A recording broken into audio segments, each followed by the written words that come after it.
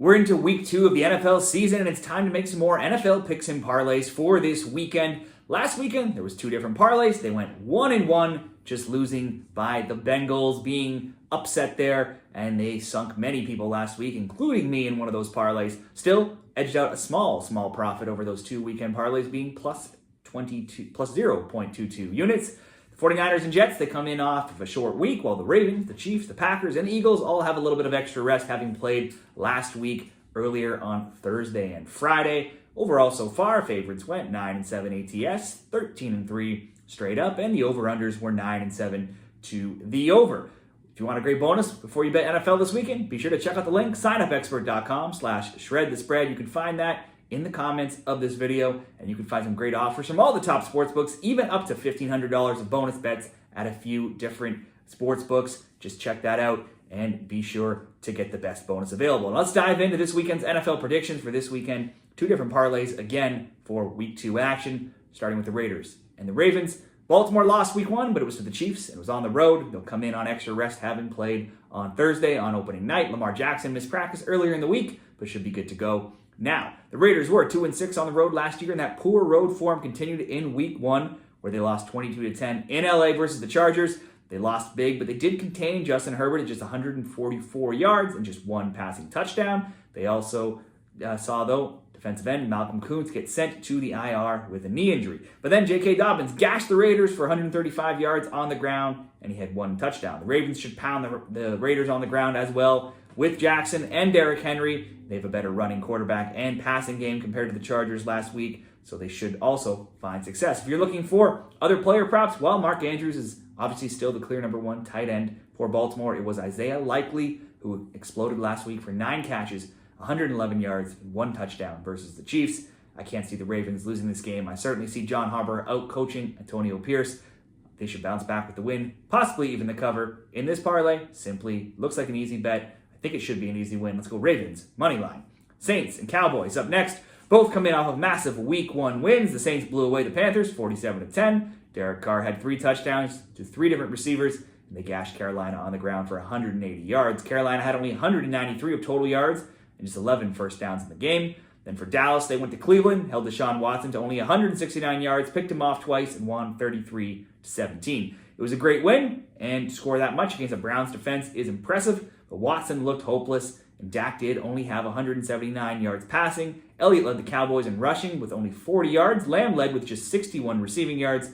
Both teams had only 15 first downs. The Browns actually had more plays, 70-60. So it was a great win for the Cowboys, but not all of the stats were massively in their favor here. It will be hard for either of these teams to replicate the big performances from last week. Both did beat up on teams or QBs that looked really bad in week 1. Dallas is out, tight end Jake Ferguson, but then the Saints offensive line sees left tackle Fuga, left guard Patrick questionable, plus some more players questionable in the secondary in Matthew and Lattimore.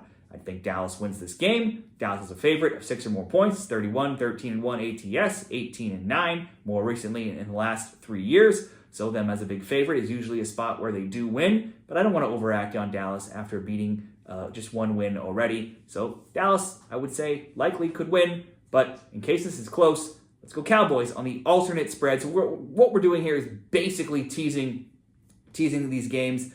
Cowboys are about -6. You can tease them all the way into an underdog as well. And I get that that's not always, something that a lot of people do, but it's not much different than doing a 10-point teaser. But depending what book you are looking at, you can just go to the alternate spread market and almost pick any different spread that you want. So for this, Cowboys plus 5.5 gives you all kinds of wiggle room, even if they lose this game.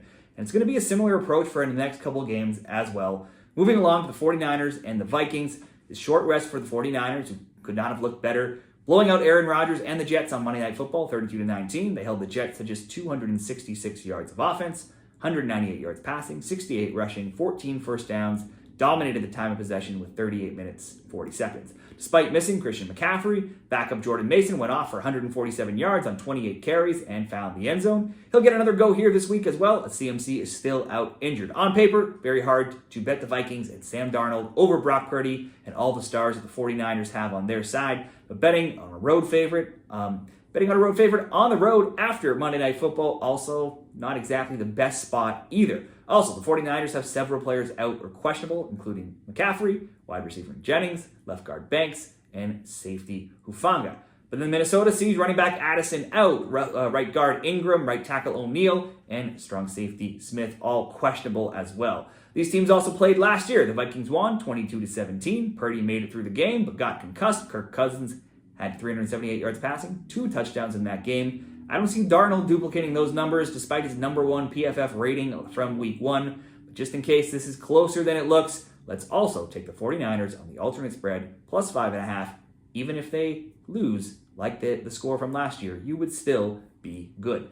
One more game here, Buccaneers and the Lions. There's big expectations for the Lions this year as they came out strong, winning 26-20 in week 1 over the Rams. There aren't big expectations for the Bucs, but maybe there should be. They were a decent side last season. Baker Mayfield looked rejuvenated, and they came out strong in week 1, and they took down the Commanders 37-20.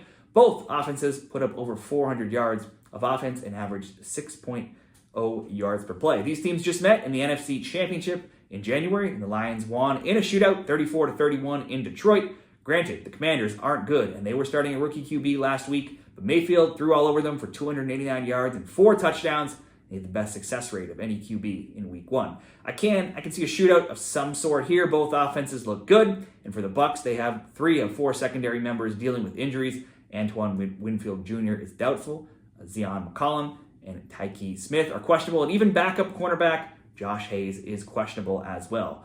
I would say if I was picking a winner, the Lions should win. This could be an over. You could do all sorts of teaser options on the Lions, maybe even get that total down if you wanted to tease the total, or at a book like Bet365, go both teams to score 2 or more touchdowns.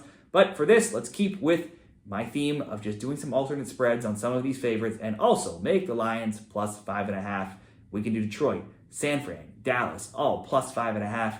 Baltimore money line, minus 117. Certainly not a huge payout, but we're starting here early in the season. We want to see what these teams are like before we get too risky. Now, there's certainly tons of different ways you could even do these bets, but just tweak it if you do want the odds to be a bit better. You could just go money line favorites. You could make, instead of plus 5.5, plus 4.5, or plus 3.5. My point is there's lots of different options out there if you search through your sports books and see what kind of markets they have available. You don't need to just bet straight up. You don't need to just do parlays or teasers or that type of thing. There's alternate spreads, scoring props, lots of different options. Let's move in to parlay number 2 later in the game. Later games here on Sunday, Rams and Cardinals. The Rams have owned the Cards, winning 13 of 15 recent games. Last year they won 37-14 in Arizona, 26-9 in LA. This year, LA opened with a 26-20 loss in Detroit despite Stafford throwing for 317 yards. And the worst news is they lost Nakua to the IR. Their right guard and right tackle are questionable. So too are 3 defensive starters. The Cardinals' defense got gashed by the Bills in week 1, giving up 14 plays of 10 or more yards for a total of 352 yards and 6.1 yards per play. They allowed 34 points to the Bills, but still scored 28 themselves and were leading 17-10 at halftime. I can see points in this rivalry being scored. I think we could go and bet a prop like both teams to score over 1.5 touchdowns over at Bet365 for leg 1 of the parlay. Number 2, Bengals and Chiefs. When they met last year in December, they also played in KC, and the Chiefs won 25-17, but that was with Jake Browning at QB, who was just 19 of 33 for 197 yards. The Bengals have won 8 of 10 recent meetings, but we're going back many years here. The Chiefs have won each of the last 2, with the other score being 23-20, so a very close game there. The Chiefs kicked off the season opener with a 27-20 win over the Ravens, but it did come down to the end, with the very end, with Isaiah likely maybe a toenail away from pulling down the possible game tying catch in the end zone that could have seen the Ravens within a chance to tie or possibly even win, but he was just barely out of bounds. Mahomes threw for 291 yards and a touchdown. Rice had 103 receiving yards. Worthy had scores on the ground and in the air. KC offense that dinked and dunked their way through last season was more effective last week with 5 plays over 20 yards. The Bengals were week 1's biggest favorite, and they were the biggest flops, cost everybody in their survivor pools, and they lost 16-10 at home to the Patriots. Burrow managed only 164 yards. The Bengals had only 13 first downs. They were sacked 3 times, outplayed 64-48, more plays going the other way. Lost 2 fumbles, and they only had 25 minutes and 57 seconds of possession. T.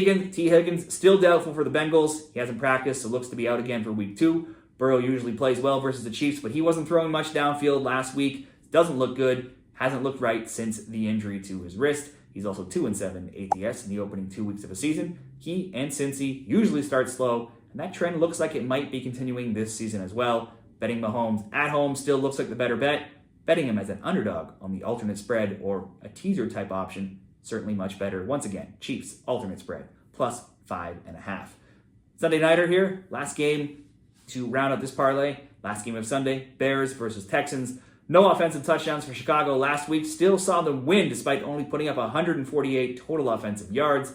Defensively, they did hold the Titans to just 244. The Titans took a 17-0 lead, but then 6 straight Chicago scores, 4 from field goals, 1 from a punt return touchdown, and then also a pick six saw them come back to win 24-17 in rookie QB Caleb Williams' first game. Saw him go 14 of 39 for only 93 yards passing.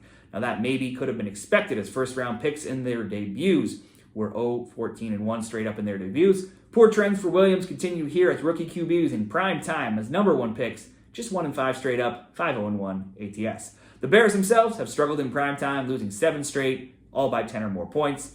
The Texans make their Sunday Night Football first Sunday Night Football appearance since 2019. Last week they won their 9th straight road game, topping rivals Indy 29-27. The Texans were the 13th best offense in points per game last season, and I just can't see the Bears and Williams going toe-to-toe with C.J. Stroud on the road here after what we saw last week. The Texans quickly took money, and the line moved very quickly this week from -3.5 to -6.5, which is where it is about now.